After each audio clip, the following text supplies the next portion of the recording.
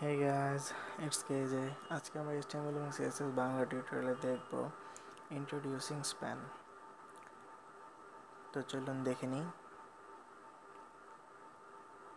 এটি আমাদের একটি HTML এর বেসিক ফরম্যাট। তো আমাদের এই স্প্যানটি আমরা স্টাইল অ্যাট্রিবিউটের মাঝে ব্যবহার করে থাকি। এটি আমাদের লেখাগুলোকে আরও বেশি সুন্দর করতে আমরা এটি ব্যবহার করে থাকব।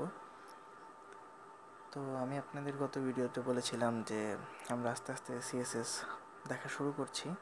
এগুলো খুবই বেসিক CSS এর জিনিস। তো আমরা মূলত আরও কিছু ভিডিও পরে আমরা CSS এর মূল কোর্সে হাত দেব। আশা করি আপনারা বুঝতে পারছেন জিনিসগুলো কিভাবে কাজ করছে। তো এই জিনিসটি দেখে নিই আমরা।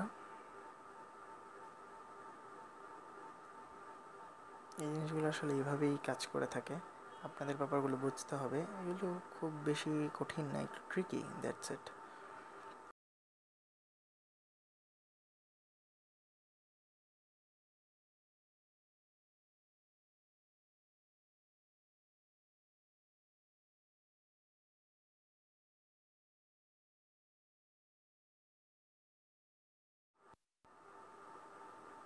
আমার মূল উদ্দেশ্য টাকা কামানো না।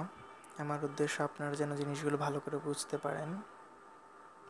তো আপনারা যদি আমাকে না বলেন অথবা আপনারা যদি জিনিসগুলো না বুঝেন, তাহলে আমার শত ভিডিও আপলোড করে কোনো লাভ হবে না।